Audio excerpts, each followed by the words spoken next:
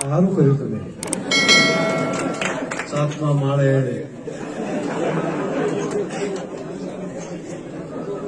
બધું આવી ગયું. એટલે જ તો બે ગામનો ફાયદો થાય. આપણા પ્રગટભાઈ સાહેબે ઘણી બધી સરસ વાતો કરી, વિકાસની વાતો કરી અને શિખામણની પણ વાતો સરસ કરી. એમણે આ વિસ્તાર માટે, આપણા ગામ માટે ઘણા બધા કામો કરેલા છે. સાથે આપણા કનુભાઈ જિલ્લાના મહામંત્રી શ્રી અને આપણા વિસ્તાર માટે ખૂબ એમને અંગત લાગણી છે. જયપાલભાઈ જે અધિકારી તરીકે અહીંયા આરોગ્યનું આજે ખાતમુહૂર્ત તેમના હાથે કરવાનું છે. ગોવાભાઈ, મેવાભાઈ, અનાજી, હવે ચાલે કે પછી રૂણા બધાનું આખે આખું ટીમ અહીંયા પણ બેઠા છે. મદનલાલ તમે હાલ બેઠા.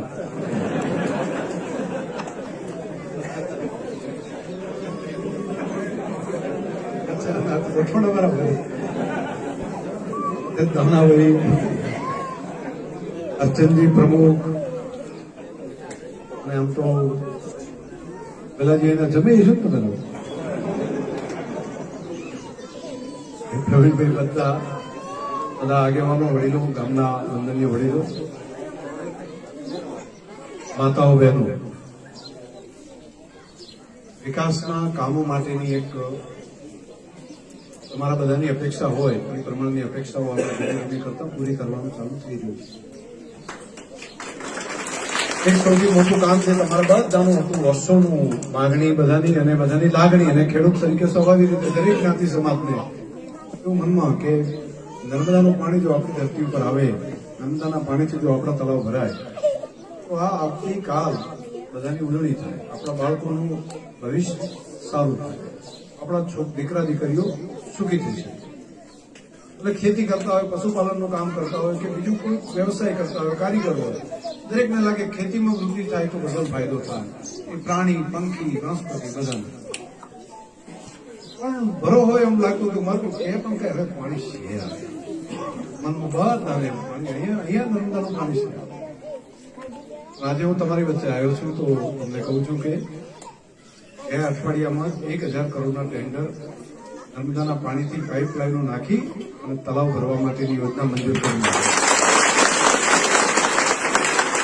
મેં તમને કહીને કીધું વચન આપ્યું હતું ત્યારે વચન લાગતું હતું કે આ ચૂંટણી છે એટલે બરાબર, ને ભરોસો રાખ્યો ને ચોટપાએ તો મને ખૂબ ધરેજ મત આપ્યો. તમારો લાગણી, પ્રેમ, કંઈક 50-60 આજુબાજુ ગયા હતા સામે, બાકી તો જોયું હતું, બાકી બધું મને યાદ છે. ખૂબ લાગણી અને પ્રેમ બધા આખા ગામે આટલું તો જ આટલું થઈ શક્યું. એક કામ આપણું મંજૂર થયું છે પાણીનો, જે પ્રશ્ન હતો એનું કામ ટેન્ડર પડી ગયું છે. અને બીજું આપણી વર્ષોની માગણી એક એવી હતી, દરેકની વ્યક્તિની માગણી હોય, મનમાં એવું હોય કે પાલનપુર આપણે જાય છે પણ જિલ્લો અહીં થઈ જાય તો મેં આપણા મુખ્યમંત્રી ભૂપેન્દ્રભાઈ પટેલે આપણને લાભ જિલ્લાનું નિર્માણ માટેની જાહેરાત આપણી થઈ ગઈ.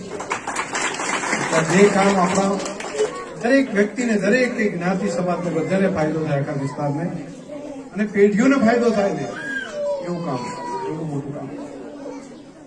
એના વગર અહીંયા આપણા ગામમાં શું શું કામ કર્યા ને એની પણ વાત મારે થોડીક તમને એવી પડી. છેલ્લા 2 વર્ષમાં અગાઉ આપણને આપણા એમપી સાહેબે ઘણા બધા કામો કર્યા છે અને ધારાસભ્ય તરીકે હતા, એમપી તરીકે હતા, વિસ્તાર માટે એમણે એમનાથી ઘણું બધું કામ કર્યું છે. આ 2 વર્ષના સમયગાળામાં થોડું યાદ કરાવું. ગામમાં આવ્યો હતો કહેતો છે તો એક કાળકા માતાના મંદિરની બાજુમાં પૂર સંરક્ષણ દિવાલ, એના માટે 3 લાખ રૂપિયા. 3 ને ચોટપા ગામે મહાકાળી મંદિરની બાજુમાં મજૂર કલ્યાણ કેન્દ્ર 5 લાખ રૂપિયા. 8 3 કેટલા થયા? ગણતા જાય.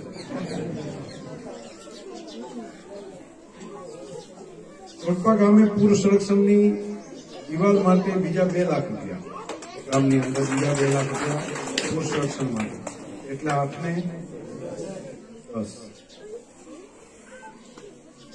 પ્રાથમિક શાળામાં કુમાર સેનિટેશન, દીકરાઓ માટે સેનિટેશન, એના 2 લાખ રૂપિયા. પ્રાથમિક શાળામાં કેટલા છે? 10 ને 12. પ્રાથમિક શાળામાં એક દિવાલ, પ્રાથમિક શાળાનો દિવાલ જે કરવાની હતી વરંડો, એમાં 3 લાખ રૂપિયા અંદર. પ્રાથમિક શાળામાં પાણીની ટાંકી, એના 2 લાખ રૂપિયા. પાણીની ટાંકી માટે 2 લાખ મંજૂર કર્યા છે. એ કામ પર તમારો જે બાકી હોય ચાલુ કરજો. એટલે કેટલા થયા? 17 થયા. અને થોડો આંકડો હરખો થાય એટલા માટે 17 ને બીજું તમારે શું કામ કરવું એમ કરીને 25 તમારે કરી નાખે. એટલે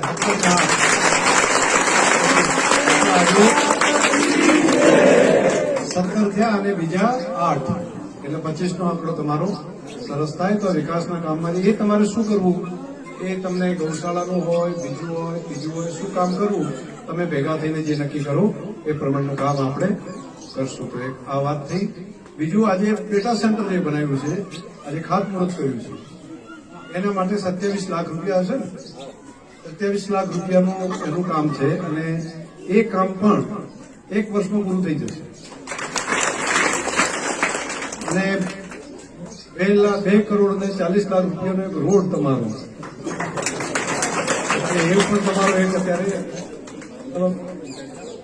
પંચાયત ઘર પર હજુ ચાલુ છે. તો એ કામને તો હજુ તમારા લોકાર્પણનો કાર્યક્રમ જયારે આવશે ત્યારે આપણે કરશું. પણ આ વિકાસ, નવા નવા સપના જુઓ, એ સપનાને આપણે સાકાર કરવા.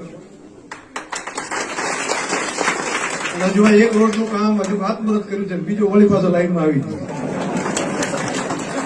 હજુ તલાવનું પાણી આવશે ત્યારે એમ કે છે સાહેબ આ તલાવ 1 નહીં 2 છે. આવું આવશે જ, મને ખબર છે. હું સમજી ગયો આખી વાત. તમે મુહૂર્ત આ કામ પાણી ભરવાનું જે આવે ત્યારે એ કામ પણ આપણે આગળ વધારવા પડશે. એ કામ આપણે પાસે મળીને એ કામને પણ આપણે બધા ભેગા લઈને પૂરું કરશું. તમારી અપેક્ષા છે અને તમે અમારી લાગણી પણ છે. તમને એવું પણ છે કે ના અહીં કરીને આપણે કહેશું તો થશે. બાકી તો એવું કે અમે તો રજૂઆત ઘણી ખરા પણ અમારું કોઈ સાંભળતું નથી. હું એમ કહું કે ભાઈ રજૂઆત તો ઘણી એમ કરું છું પણ કોઈ સાંભળતું નથી. તો પછી તમે કહો હવે રહેવા દે, ચાલશે. બરાબર ને? પણ કરવાનું ચાલુ કરી દો. એક કામ કરો, બીજું કરો તો આશા જાગે. એમ કે કહો શંકરબેન કહેશું તો થશે. તો આ જે ભરોસો છે ને, ભરોસાને મોટો બનાવવો પડે. બીજું, રાજનેતાઓ બોલે એનું વાત ઉપર ભરોસો બેસે, એ પણ અમારી બધાની જવાબદારી છે કે આપણે જે વચન આપ્યું હોય, જે બોલ્યા હોય, એક પૂરું કરવું. આપણે વાત કરી હતી કે હોસ્પિટલ બનાવશું મોટી. હોસ્પિટલ અત્યારે તમે રાતમાં જઈને જુઓ, ધ્યાન ઉપર આવે. ગેસ્ટ હાઉસની સામે જે બની રહ્યું છે 3 માણસો સુધી પહોંચી ગયું. કીધું હતું કે આખા આજુબાજુના બધા વિસ્તારો માટે આશીર્વાદરૂપ થાય એવું હોસ્પિટલ બનાવશું. તો હોસ્પિટલ આ 1 વર્ષના ગાળામાં એનું કામ પૂરું થઈ જશે. લગભગ અડધા ઉપર તો એ કામ થઈ ગયું છે, બીજો માળે તો પહોંચી ગયું. એક આશીર્વાદરૂપ કામ થશે. આપણે બોલ્યા હતા, આપણે વાત કરી હતી, તો એ કામ આપણે પૂરું કરવું પડે. પાણી માટે વાત કરી હતી કે નર્મદાના પાણીથી તળાવ ભરવાનું કામ કરશું તો એને ટેન્ડર પડી ગયા. જીઆઈડીસી નું કીધું હતું તો જીઆઈડીસી પણ મંજૂર થઈને આગળ વધાઈ ગયું. અને આપણા જિલ્લાની જે અપેક્ષાઓ હતી એ પણ આપણું હજુ આટલેથી અટકતું નથી. આ કામને હજુ ઘણા આગળ લઈ જાય. મારા મનમાં એવું છે કે આપણો વિસ્તાર એ પૂરા રાજ્યમાં, પૂરા દેશમાં અગ્ર હરોળનો વિસ્તાર બને. આપણો નવો જિલ્લો બનાવવો છે તો એમાં એક ઘટના એવી કરીએ કે આમ તો જિલ્લો બનતો હોય ત્યારે 20-25 વર્ષે જિલ્લાનું કોઈ ઠેકાણું પડતું હોય. હું તો કહું છું માત્ર 10 વર્ષના સમયગાળામાં દેશનો અગ્ર હરોળનો જિલ્લો આપણો બની જાય. વાવ ખરા એ પ્રમાણેનું કામ એમાં એક કામ બધા એ પ્રમાણે કરે. ગરીબમાં ગરીબ માણસ એ સંપન્ન બને. અને વિકાસ એટલે શું? આજે આપણી પરિસ્થિતિ છે એના કરતા આપણા છોકરા આગળ વધે, નવી પેઢી સુખી થાય. આજે જે પરિસ્થિતિ હોય એના કરતા આગળ વધે, એ શિક્ષણમાં આગળ વધે, એ ધંધામાં આગળ વધે, એ આરોગ્ય એમનું સારું રહે, તમામ રીતે આર્થિક સક્ષમ બને. આ કામ વિકાસ કહેવાય. અને દેશની પ્રધાનમંત્રી મોદી સાહેબની સરકાર પહેલેથી એજન્ડા એમણે વિકાસનો એજન્ડા લીધો કે ગુજરાતની અંદર વિકાસનું નવું રાજનીતિ આપી. રાજનીતિ નહીં તો શું થાય, એકબીજાને ગાળો બોલે, એક જણો બીજાને ગાળો બોલે, બીજો ત્રીજાને ગાળો બોલે, વસ્તી આપણે તાળીઓ પાડે, મત આપી દે છે, સારું સરખું લાગે એને, અને આમ કરીને 5 વર્ષ પૂરા. તો આ એજન્ડા કેટલાય વર્ષો સુધી ચાલ્યો. 50 વર્ષ પછી વિકાસની રાજનીતિ આ ગુજરાતની અંદર આપણા એ વખતના તત્કાલીન મુખ્યમંત્રી નરેન્દ્રભાઈ મોદીએ આપી કે ભાઈ વિકાસની એકાઉન્ટેબિલિટી માટેની રાજનીતિ હું આપું. હું આપ કહીશ કે મેં આટલું કામ કર્યું છે, હું આટલું કામ કરીશ. આ વિકાસની રાજનીતિની ભેટ એ ગુજરાતને કોઈ આપી હોય તો નરેન્દ્રભાઈ મોદી આપી. નહીં તો મુખ્યમંત્રીઓ આવતા, સરકારો આવતી, બધું થતું. પણ એમણે કીધું નહીં, હું આટલું કરીશ. એમણે કીધું કે હું નર્મદાનું પાણી કેનાલોથી આ વિસ્તારની અંદર પહોંચાડી, તો એમણે પહોંચાડ્યું. સુલભ દુર્લભ યોજના, તો એ આપણે ત્યાં પહોંચાડવાની વ્યવસ્થા કરી. હવે તો ઘણા બધા આપણા દીકરા દીકરીઓને ભણવા માટે નિશાળે આંગળી પકડીને લઈ જવાનું કામ એમણે કરી શરૂઆત કે 100% દીકરા દીકરી ભણવા પડે. તો વિકાસ, આનું નામ વિકાસ છે. એને આપણે આગળ લઈ જવો છે. અને હું જે કંઈ કામ કરું છું એ મારા કારણે નથી થતું, એ થાય છે તમારા બધાના આશીર્વાદના કારણે. આ જસના ભાગીદાર સાચા અર્થમાં હોય તો આપણા થરાદ વિસ્તારના પ્રજાજનો, તમે જે ભરોસો રાખો છો, તમારી જે લાગણી છે, તમારા હૃદયના જે આશીર્વાદ છે, એના કારણે જ આ કામ થઈ શકે છે. એને લીધે જ હું આ કામ કરી શકું. એ જ મને શક્તિ આપે. અને રાજ્યના મુખ્યમંત્રીશ્રીને પણ આપણા ઉપર ખૂબ ઉદારતા છે. આપણે વાત કઈ મૂકા તો સારી વાત હોય, સાચી વાત હોય તો એ સ્વીકારે છે અને સ્વીકારીને આપણને મદદ કરે છે.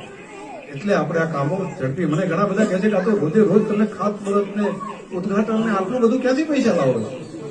તો આપણા રાજ્યના મુખ્યમંત્રી એટલા ઉદાર છે ને, એમ કહો એટલે આપણને ઉદારતા પૂર્વક એમ કહે છે કે આ સરહદી વિસ્તાર ઘણા વર્ષોથી પાછળ રહી ગયો છે, સીમાવર્તી ક્ષેત્ર છે આપણું. આપણે ઘણા દુઃખ સહન કર્યા છે, કેટલાય દુષ્કાળો સહન કર્યા છે. તો દસકા વિસ્કા બધાના હોય તો આ છેલ્લા 20-25 વર્ષથી આ વિકાસની યાત્રા આપણી આગળ વધી રહી છે.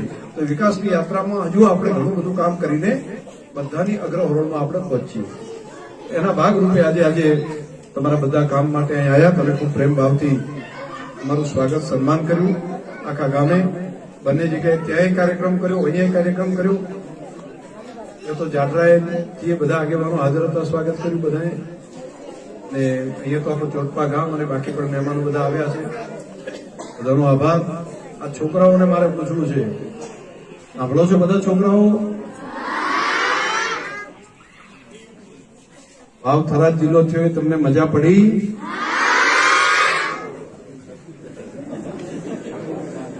સારું લાગ્યું? તમે બધા મોટા થાવ અને તમારા ભાગ્યો ઉઘડી જાય ને, એના માટે આ જિલ્લાની રચના છે. આવનારા સમયમાં તમારા માટે થાય. અને જે ભણે છે ને દીકરા દીકરીઓ છે, એમનું ભવિષ્ય દૂર થાય એના માટેનું આ કામ છે.